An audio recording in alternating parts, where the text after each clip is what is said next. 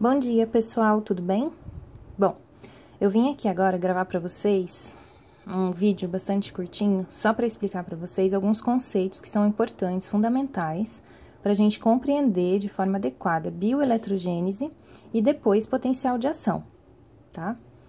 Então, o primeiro conceito que eu quero que vocês compreendam é o conceito de difusão. O que é difusão? Difusão é um movimento natural que uma molécula tem de se movimentar da região de maior para a região de menor concentração. Isso é chamado de difusão. Isso acontece por quê? Porque as partículas, né, as moléculas, os átomos, eles são compostos por elétrons, lembra? A gente tem o núcleo, e daí, em torno do núcleo, a gente tem os átomos, os elétrons, perdão. E esses elétrons, eles ficam se movimentando ao redor dessas camadas que formam o átomo. E esse movimento gera nesses átomos e nessas moléculas um movimento natural delas, que é chamado de movimento amebiano. Enfim, quando essas moléculas se movimentam, elas têm tendência a se chocarem. E quando elas se chocam, acaba que elas se espalham de uma região onde elas estão mais concentradas para uma região onde elas estão menos concentradas. Isso é natural. Para explicar isso, exemplificar, vocês podem pensar, por exemplo, no difusor lá de casa. O difusor lá de casa não é um potinho onde tem uma alta concentração de substâncias odoríferas aqui? Essas substâncias odoríferas, elas tendem a se espalhar no ar. E elas vão ficar em maior concentração na região próxima ao difusor e aí elas vão diminuindo de concentração ao longo dos espaços, tá? Isso é um processo de difusão natural da molécula, por isso que o difusor funciona. Mesma coisa aqui. Então, quando a gente tem molécula em maior concentração em uma região, ela tende a se espalhar para a região onde ela está em menor concentração. Isso foi o que eu falei, frisei para vocês nessa aula aqui de potencial de membrana. Essa figura mostra que a gente tem maior concentração de sódio no meio extracelular, maior concentração de cálcio no meio extracelular, maior concentração de potássio no meio intracelular e maior concentração de proteínas no meio intracelular. Isso é muito importante para a geração do potencial de repouso da membrana plasmática. Bom, vamos lá. O sódio, então, ele tem um movimento natural dele de ir para a região de menor concentração. Isso é chamado de movimento passivo.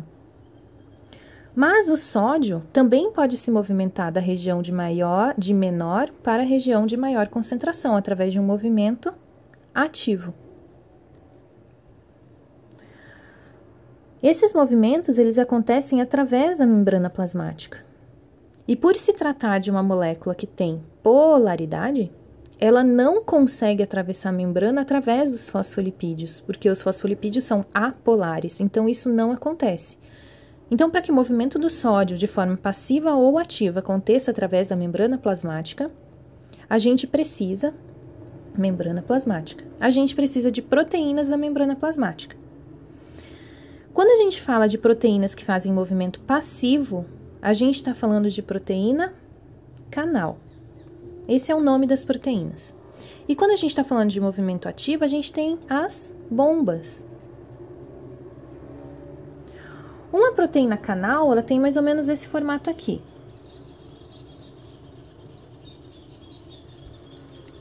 E a proteína canal, ela pode estar no estado aberto ou no estado fechado.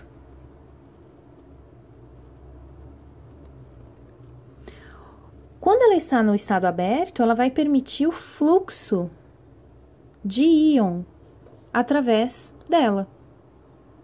E aí, se a gente está falando de sódio, o sódio, por estar mais concentrado no meio extracelular, ele vai ter a tendência de se movimentar para o meio intracelular, passivamente.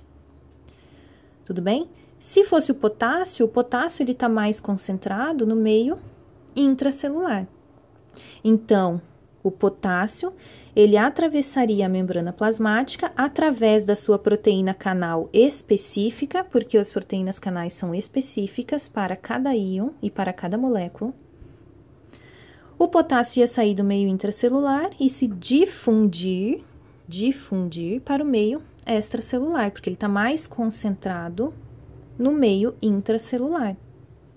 Da mesma forma que o sódio está mais concentrado no meio extra. Bom, essas proteínas canais estão no formato aberto ou fechado porque elas dependem de estímulos para ela sair do estado fechado e se apresentar no estado aberto. Que estímulos são esses? Pode ser um ligante. O ligante a gente tem já como exemplo o neurotransmissor. Então, toda vez que o neurotransmissor se liga na proteína canal dele, ele modifica o estado da proteína canal de fechado para aberto. A gente vai estudar melhor isso no potencial de ação. Ou essa proteína canal, ela pode ser dependente de voltagem. Voltagem do quê? Voltagem da membrana plasmática. Então, a gente não estudou bioeletrogênese, a gente não falou que o potencial de membrana é negativo no meio intracelular? Isso é o potencial de membrana, isso é a voltagem da membrana plasmática. Não é de menos 70 milivolts a voltagem da membrana plasmática? Então, quando essa voltagem é alterada, a proteína canal também pode alterar o seu estado de fechado para aberto ou de aberto para fechado. A gente vai estudar isso no potencial de ação. E aí a gente tem a bomba. A bomba, ela faz movimento ativo. Isso significa que a molécula vai contra o seu gradiente de concentração, contra a difusão. Vai de uma região de menor concentração para a região de maior concentração. Tá? Como exemplo, a bomba sódio-potássio. Sódio-potássio ATPase. O sódio vai se movimentar contra o gradiente de concentração, ou seja, naturalmente ele se movimentaria daqui para cá, mas como ele vai contra, ele vai se movimentar daqui para cá. E o potássio?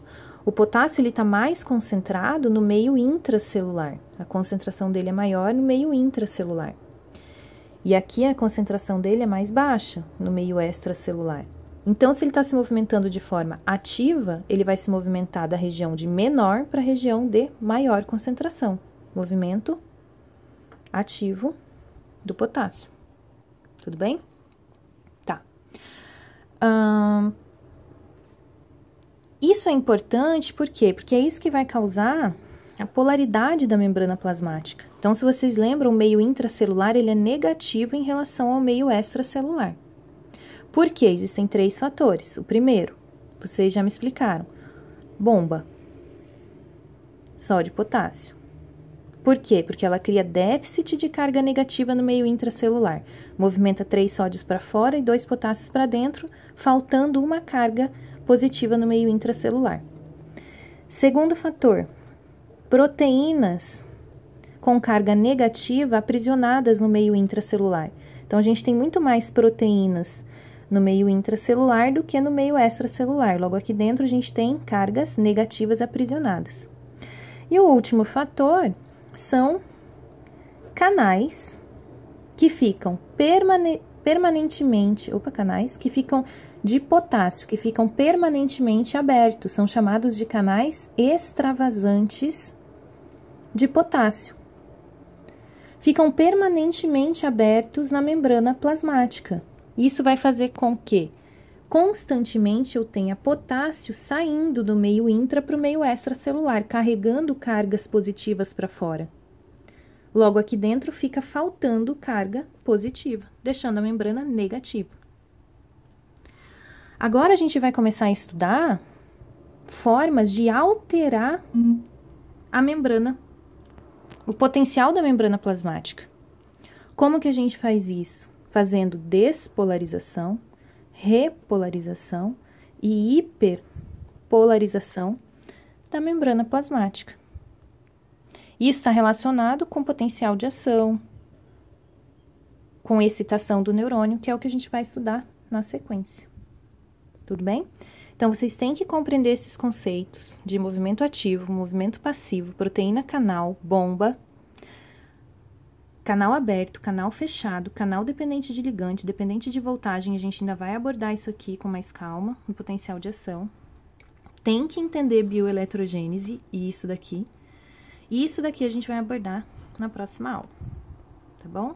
Então, bons estudos!